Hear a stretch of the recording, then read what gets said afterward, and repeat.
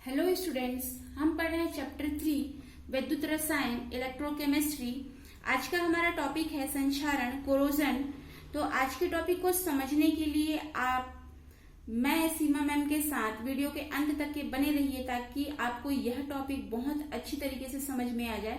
आज का टॉपिक बहुत ही इंटरेस्टिंग है, जो आप अपने घर के आसपास देखते हैं उसी से रिलेटेड है। तो स्टार्ट करते हैं आज की क्लास। संक्षारण एक विद्युत रासायनिक घटना है। इसमें जिस भी पदार्थ पर संक्षारण की अभिक्रिया होती है वह वस्तु या वह धातु को बहुत अधिक हानि होती है। तो ये जो पदार्थ बनता है, जो अवांछित पदार्थ बनता है, इसको हम जंग कहते हैं। हम लोहे पर यदि देखते हैं या किसी भी वस्तु पर देखते हैं भूरे रंग का पदार्थ बन जाता है, ये वो धातु की सतह पर चिपकता नहीं है, इसलिए उसको वो जो पाउडर जैसा बना होता है उसको हम खरोच करके निकाल सकते हैं। तो हम संक्षारण को कैसे परिभाषित करते हैं कि वायुमंडल में उपस्थित नमी तथा गैसों द्वारा धातुओं के धीमी गति से अवांछित यौगिकों में बदल जाने का प्रक्रम संक्षारण कहलाता है।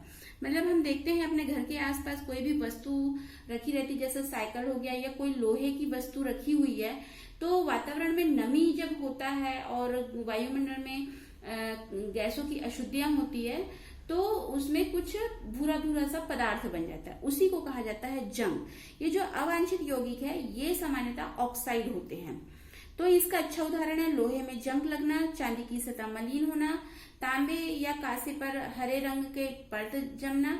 जैसे हम तांबे या कांसे पर कोई अम्लीय पदार्थ को, खट्टा पदार्थ को रख देते हैं तो हम देते हैं कि तांबा और कांसा जो पदार्थ है वो हरा हरा पदार्थ छोड़ने लगता है। तो वही है वो तांबे और कांसे का संक्षारण।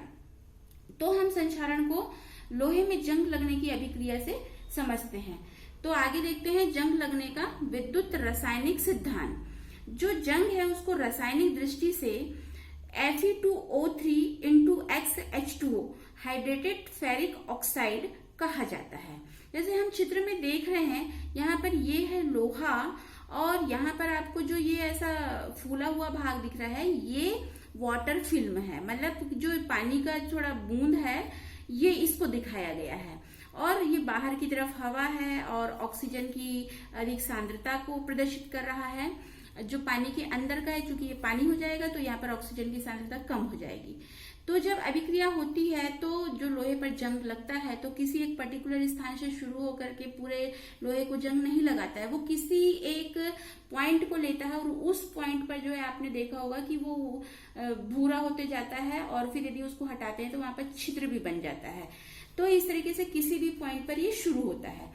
तो ये जब शुरू होता है तो जो आयरन होता है ये 2 इलेक्ट्रॉन को त्याग करता है और Fe2+ आयन में बदल जाता है। ये जो भाग जहां पर ये अभिक्रिया होती है वह भाग कहलाता है एनोड। और ये जो इलेक्ट्रॉन यहाँ से निकलता है ये इलेक्ट्रॉन दूसरे स्थान पर जाता है जहां पर H+ आयन उपस्थित होता है। ये जो H+ आयन होता है ये वातावरण के कार्बन डाइऑक्साइड के जल में विलय होने से H2CO3 के बनने और उसके आयनन से ये H+ आयन प्राप्त होता है। तो जो H+ आयन है ये ऑक्सीजन का अपचयन करती है, तो यह भाग जो है कैथोड कहलाता है। तो इस प्रकार एनोड और कैथोड मिल जाता है। तो ये जो आयरन Fe2+ होता है ये OH- से अभिक्रिया करके ये आयरन हाइड्रोक्साइड का निर्माण करता है। और ये जो आयरन हाइड्रोक्साइड है ये ऑक्सीजन से, वातावरण के ऑक्सीजन से क्रिया करता है और ये Fe2O3 इंटू XH2O यानी कि जंग का निर्माण करता है। जैसे हम ये समीकरण में देख रहे हैं 2FeOH twice plus half O2 plus H2O से बन रहा है Fe2O3 इंटू XH2O। तो ये जो हाइड्रेटेड फेरिक ऑक्साइड है यही जंग होता है और यही जो है धातु की सतह पर चिपकता नहीं है और लाल भूरे रंग का पाउडर के रूप में रहता है जिसको हम आसानी से खरोच करके हटा सकते हैं।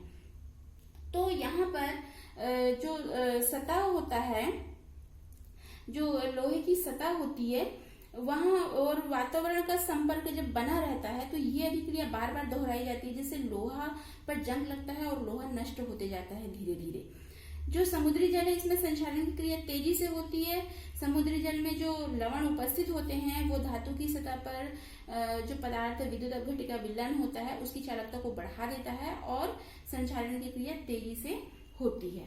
तो यहाँ पर हमने जो जंग लगने की विद्युत रासायनिक सिद्धांत को देखा, चित्र के माध्यम से समझे।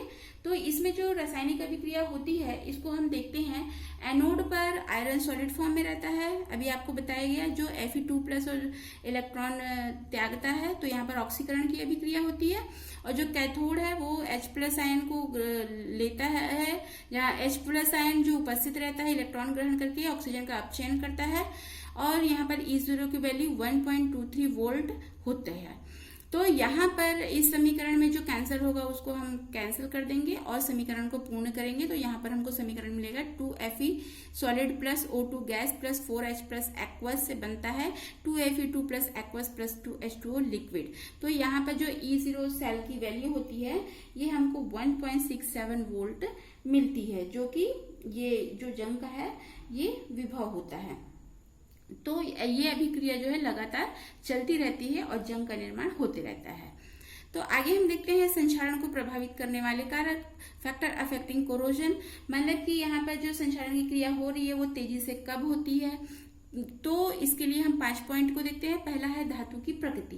जो धातु की प्रकृति है वो कैसी होनी चाहिए। यदि धातु कम क्रियाशील है तो संक्षारण कम होगा, लेकिन धातु अधिक सक्रिय है, अधिक क्रियाशील है तो संक्षारण उतनी ही तेजी से होगा। जैसे हमने विद्युत रासायनिक श्रेणी में पढ़ा कि जो धातु का स्थान है जैसे जैसे ऊपर रहता है वो अधिक सक्रिय होता है। यदि आपने विद्युत रासायनिक श्रेणी कोई वीडियो नहीं देखा है तो डिस्क्रिप्शन में लिंक दी गई है, वहां से आप विद्युत रासायनिक श्रेणी टॉपिक को देख सकते हैं ताकि आपको और अच्छे से समझ में आ जाए। तो जैसे हमने विद्युत रासायनिक श्रेणी में धातु जैसे जैसे ऊपर रहता है वो सक्रिय रहता है, तो वहां पर संक्षारण की क्रिया जो धातु जितना अधिक सक्रिय होगा उसमें उतना ही अधिक संक्षारण की अभिक्रिया होगी। नेक्स्ट पॉइंट है सेकेंड, अशुद्धियों की उपस्थिति। जो धातु होता है जिसमें अधिक अशुद्धियां उपस्थित रहेगा तो वो छोटा छोटा संक्षारण सेल बना लेगा और संक्षारण की दर बढ़ती जाएगी। जैसे कि आपका अशुद्ध लोहा होगा तो जो अशुद्ध लोहा है उसमें अशुद्धियां अधिक होगी तो उसमें संक्षारण अधिक होगा। शुद्ध लोहा है उसमें संक्षारण की क्रिया कम होगी, संक्षारण होगी। ऐसा नहीं कि संक्षारण नहीं होगा, संक्षारण की क्रिया होगी लेकिन कम होगी। थर्ड है वायुमंडल की प्रकृति। वातावरण हमारा कैसा है, नमी युक्त है, खारापन है वातावरण में, या फिर उसमें बहुत सारी गैस है जैसे कार्बन डाइऑक्साइड, सल्फर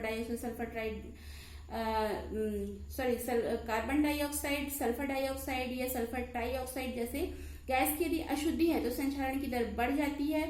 क्यों ऐसा होता है? क्योंकि जो अशुद्धियां होती है वो विद्युत अपघट्य की तरह कार्य करती है और सेल अभिक्रिया की दर को बढ़ा देती है। फोर्थ पॉइंट है धातुओं में विकृति।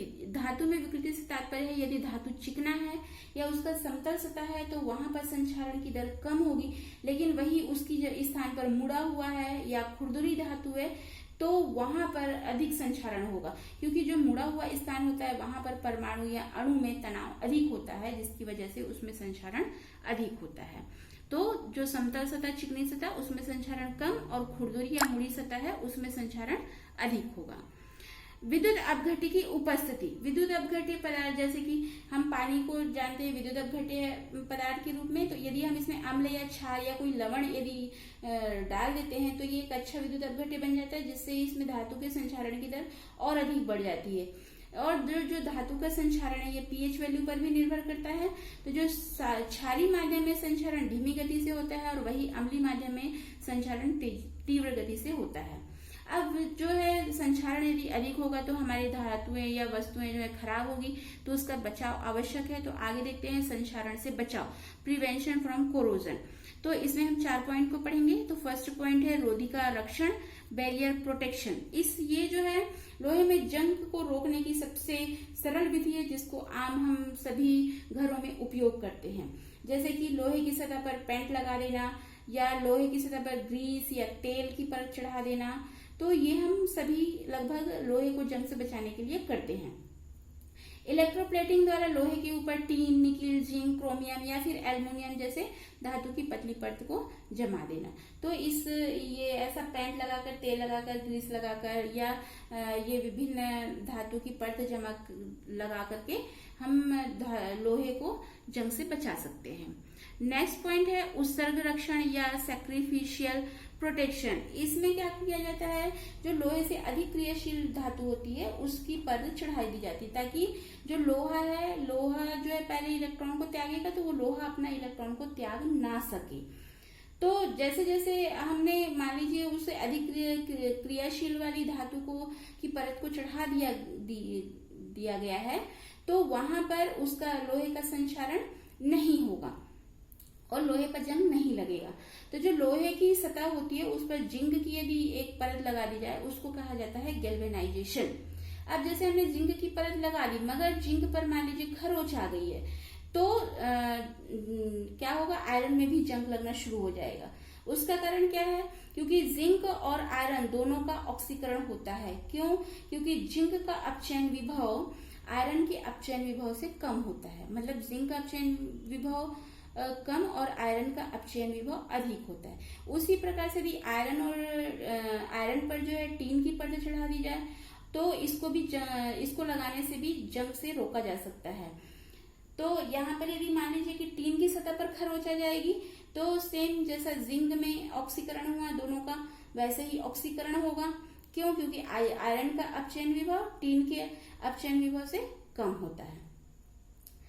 नेक्स्ट पॉइंट है हमारा वैद्युतीय रक्षण या कैथोडिक रक्षण, इलेक्ट्रिकल प्रोटेक्शन और कैथोडिक प्रोटेक्शन। इसमें उन पदार्थों को जोड़ दिया जाता है लोहे से जो लोहे से बनी ऐसी वस्तुएं रहती हैं जो जमीन के अंदर गड़ी हुई रहती है या फिर जल के संपर्क में रहती है। जैसे नल का पाइप हो गया, पेट्रोल है, डीजल है, उसकी टंकी है, उन सभी में जो है जिंक या फिर मैग्नीशियम को, क्योंकि ये जो है लोहे से अधिक सक्रिय है तो इसको जो लोहा है उससे जोड़ दिया जाता है। तो यहाँ पर इलेक्ट्रॉन लोहे से इलेक्ट्रॉन मुक्त नहीं हो पाता और जंग लगने से बच जाता है। ऐसा क्यों होता है? क्योंकि जो सक्रिय धातु है ये एनोड का कार्य करती है और लोहा जो है कैथोड का कार्य करता है। और लोहे के बदले जो मैग्नीशियम और जिंक है उसका संक्षारण होता है और लोहा जो है सुरक्षित रहता है। नेक्स्ट पॉइंट है हमारा जंग विरोधी विलयन लगाना, यूजिंग एंटी रस्ट सॉल्यूशन। मतलब कि लोहे को जंग से रोकने के लिए इसमें जंग विरोधी विलयन को लगाया जाता है। इसके लिए क्षारीय फॉस्फेट या क्षारीय क्रोमेट विलयन का प्रयोग किया जाता है, जो कि क्षारीय प्रकृति होता है और ये क्षारीय प्रकृति होने के कारण H+ आयन को हटा देता है। क्योंकि H+ आयन की उपस्थिति से जो आयरन है वो Fe2+ में बदलने में सहायक होता है और वो वहां पर जाकर के अभिक्रिया करने लगता है। तो जिस भी लोहे को हमको संक्षारण से बचाना है तो उस लोहे की वस्तु को उबलते हुए सांद्र सोडियम फॉस्फेट विलयन में डुबा दिया जाता है, जिससे लोहे पर अविलेय आयरन फॉस्फेट की तरह जम जाती है और लोहे का संक्षारण होने से बच जाता है। तो आपको वीडियो पसंद आया है तो लाइक कीजिए, शेयर कीजिए और आप मेरे वीडियो को फर्स्ट टाइम वॉच कर रहे हैं तो सब्सक्राइब कीजिए और बेल आइकन को दबा दीजिए ताकि आपको नोटिफिकेशन सबसे पहले मिल जाए। Thanks for watching this video.